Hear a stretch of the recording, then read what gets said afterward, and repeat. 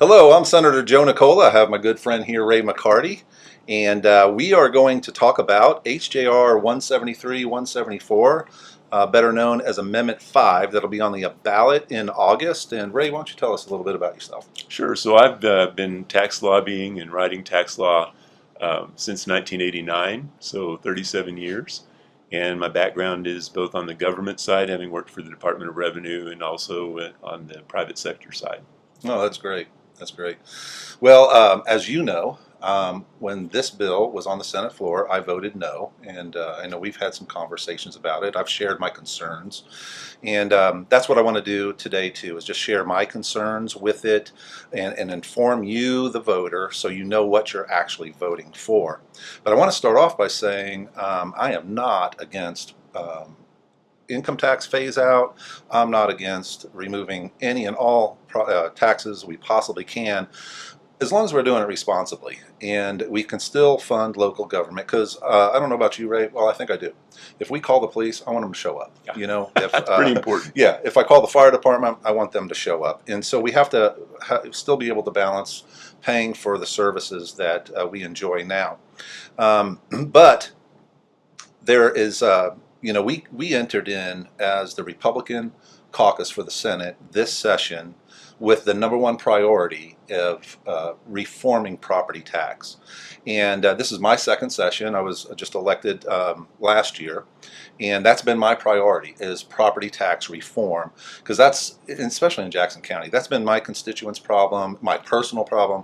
We had just extraordinary high property tax assessments and property tax increases, and I was excited about that being our priority. Well, we came out of session with no property tax reform whatsoever, but we did get this income tax phase out plan that's going to be on the ballot, and so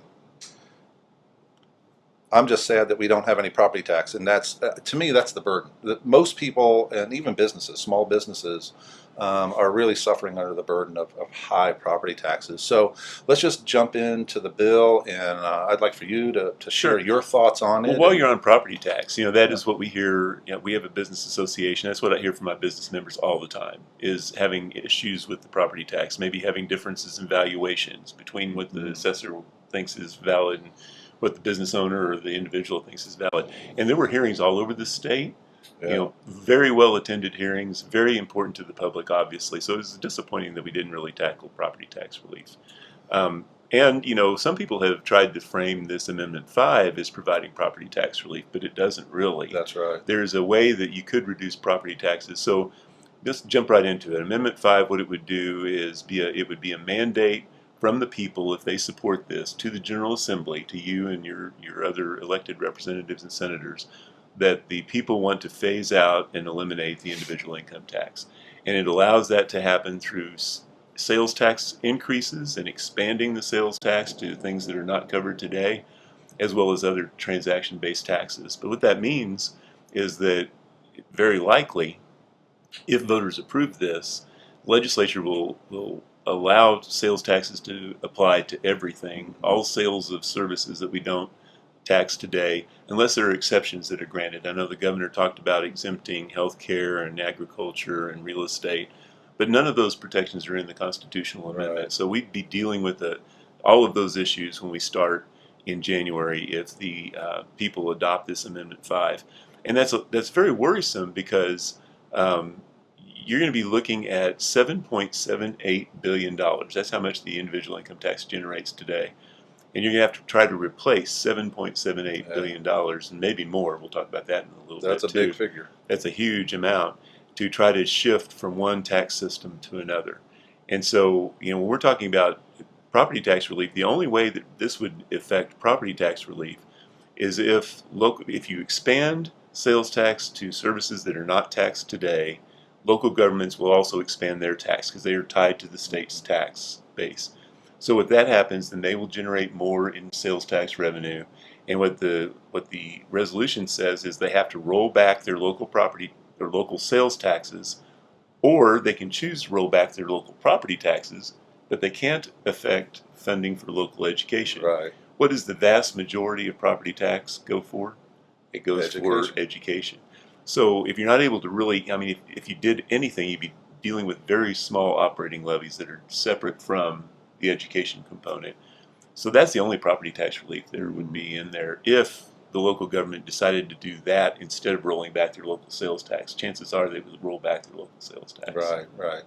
And just to clarify, this is a one-time rollback, right? Mm-hmm. Right. So it's all dependent on whether the municipality gets a windfall, Mm-hmm. and then they can roll back their sales tax, their real property tax, personal property tax, Right.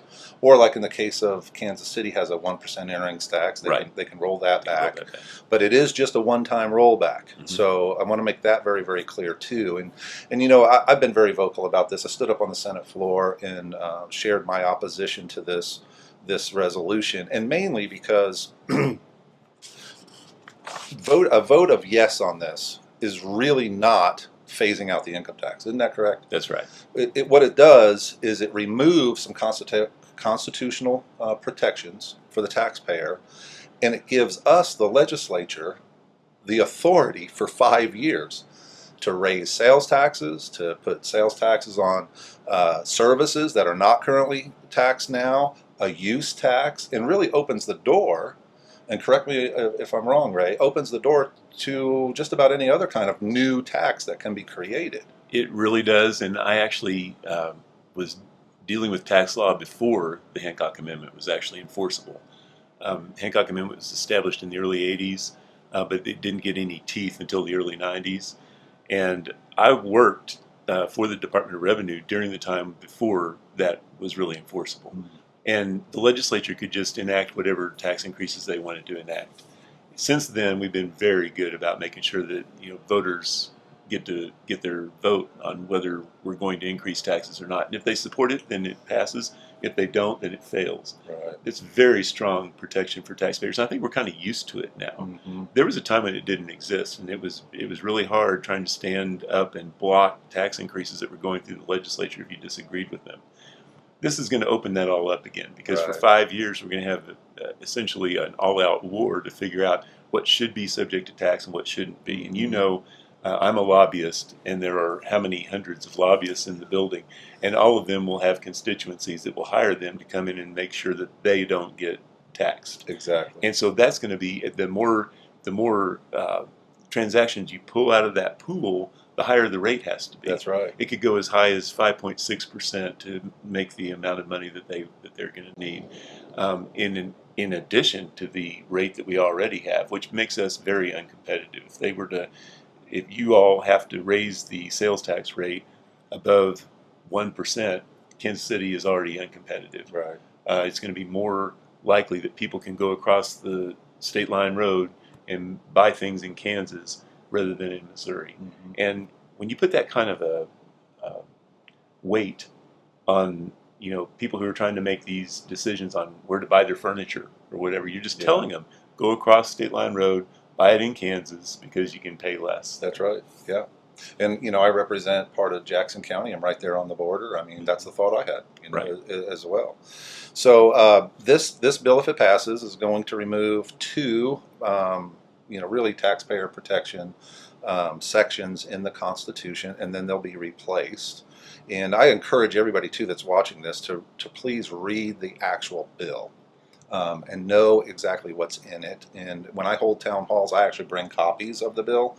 We talk about it, and I encourage them. You read the actual legislation for yourself. And there's some other things in the bill too that are concerning. And there are some. We had a really late night that night to vote on this bill. And I think just like an hour, maybe 2 hours prior to that vote, they had another substitute that came out. And quite frankly, it did make it a little better. Mm-hmm. But do you agree with that? It did, but nobody got to really see it. I know, that was the problem. Before you voted on it. Yeah. I went to a meeting. I was called into a meeting, and they asked me what I thought about it. And I said, you mean this that I was just handed? I haven't even had time to read it yet, right. To really know what's in it. And you weren't alone. No. There were a lot of senators who didn't have a chance to fully read that and understand what it did. Yeah. And to your point, you mentioned about how all these lobbyists are going to be, over the next 5 years, or however long it takes us to come up with a plan, mm-hmm. Are going to be really working hard for their their clients. And that was something I said on the, I think I said that anyway on the Senate floor, that we're going to be arguing and debate. This is going to take the wind out of a lot of legislation. We're going to spend all kinds of time on focused on this if this passes. Right. And we're only here, 4.5 months a year, Right. and that's very concerning to me too. And anyway, there's some other things that I'd like to talk about, and that one of them is, and I just learned this, and I asked you this question because it was brand new to me, but I discovered as I'm researching our tax system here in Missouri that we already have a plan that's phasing out our income tax and bringing us down to a particular percentage. And just to let the viewers know, our state income tax is currently at 4.7% for everybody that makes over, I think it's $9,100 a year. So it's 4.7%, but it was 6% not too long ago. So Yes, it was. Could you speak to that? Yes, Ray? and I worked on all those bills that worked that down. So the big problem at the time when we were trying to reduce individual income tax is that Kansas had tried to do it, and they did it very rapidly. They didn't do it in a really revenue responsible way. They just did it because it was politically attractive. So when we went to do it in Missouri, when we went to reduce the individual income tax in Missouri, we wanted to do it based on growth. So the theory is that you take some of the growth of state revenues and invest that back in the taxpayers that are paying it, right? So we set it up so that as revenues increased, we would reduce the individual income tax. We've adjusted that a couple of times. Last time was several years ago when Governor Parson called a special session, and we went in and actually reduced it, even more. And now it's set at 4.7%. If revenues increase to support it, it would reduce another 2 steps, another to 4.6 and then 4.5%. If the General Assembly wanted to have tax reform in a responsible way where you're paying for it out of the growth in revenues, you could just remove that 4.5% floor and allow the rate to be adjusted downward based on growth until it reaches a point where it would level out.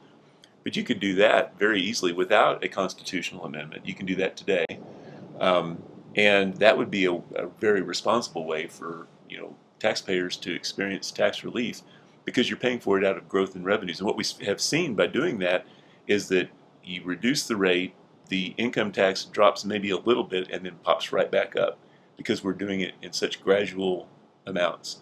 Now, people who want to eliminate the individual income tax altogether very quickly, don't like the fact that it takes a long time to do it, but it's a very good protection for taxpayers that you're not cutting too much and then having to come back and put new taxes in on other things, Right. like they're asking to do with this. Yeah, exactly.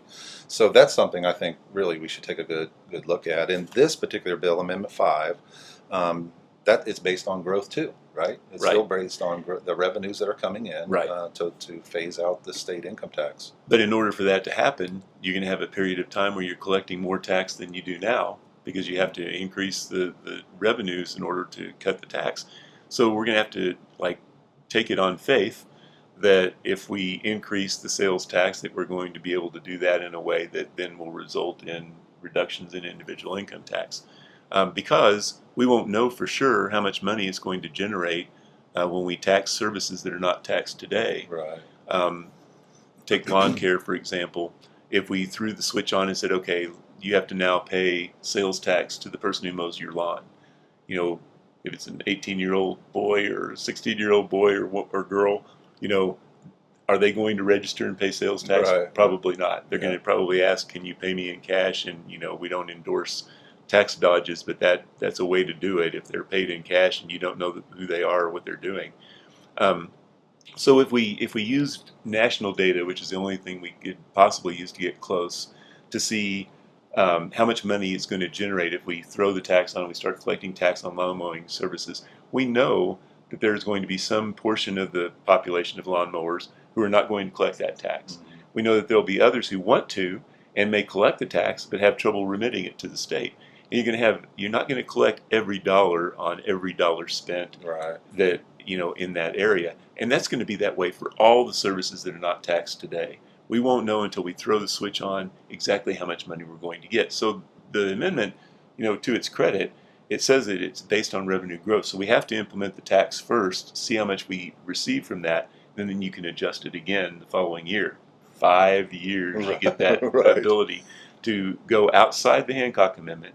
So what voters need to know is if you approve this, you're essentially giving away your approval rights for whatever the legislature comes up with for 5 years. Yeah. And that's a little spooky to those of us who were around, when, in fact, funny story, the last big tax increase to passed under the General Assembly when it was in Democrat control, Democrat Governor Carnahan. They passed Senate Bill 380 to generate nearly $400 million for education. And they did it without voter approval right before Governor Carnahan came out and endorsed the Hancock Amendment, the changes that Farm Bureau was Oh, making is that to the right? Hancock Amendment, endorsed that so that no one else could do it in the future. Oh, But that was the last big tax increase that happened, and it was for the kids. It's always for a good cause. right. So the Hancock Amendment has worked very well in keeping a check and balance, between the people and the elected representatives to make sure that they're staying in touch with people. And I have not heard any Republicans or Democrats, really, for that matter, complain about the fact that they have to go back to a vote of the people on tax increases Right. until we get to this. And the reason that they wanted to do that, it's a practical one. If the people have already spoken and say they want this to happen, then should you have to go back and ask them for every single tax increase? I kind of think that would be a good check and balance to have, because then you're still having to prove, okay, this is the way we have decided to fund the replacement revenues. What do you think, voters? Right. But voters are being asked with this to just write the blank check, sign the blank check, and just trust the legislature to do the right thing.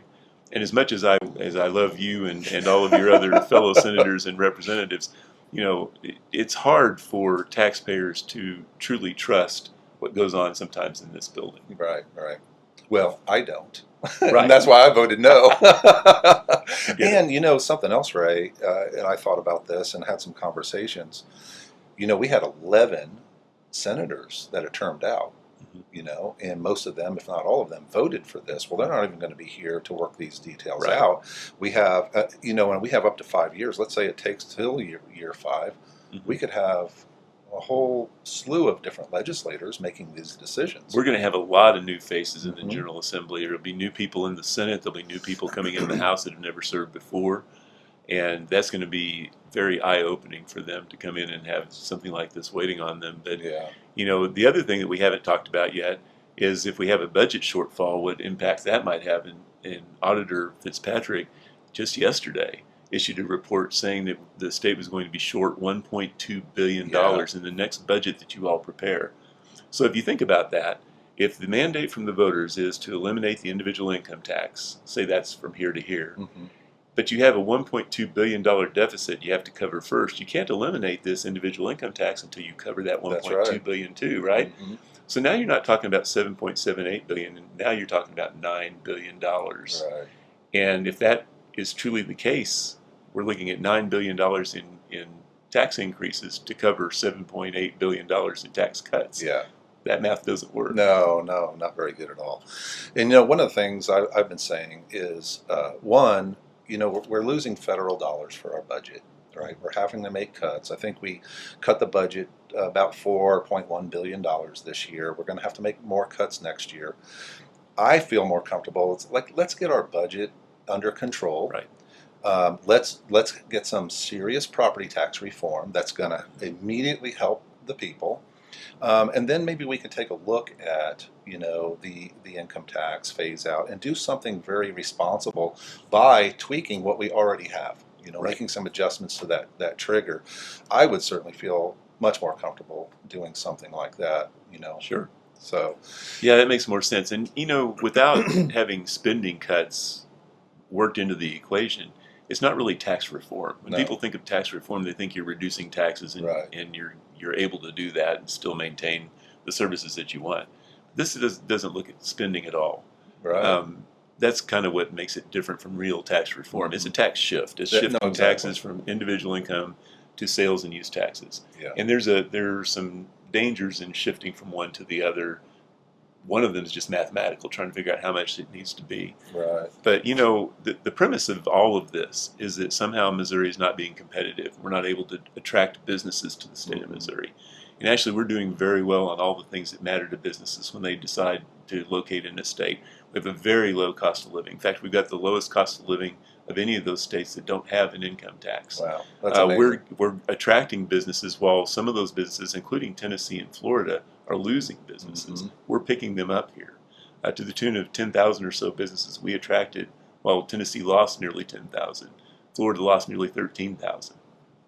So we're doing the things that matter to business. Our business tax burden as a percentage of the entire tax burden is lower in Missouri than it is in all those other states, because they shift the burden to businesses.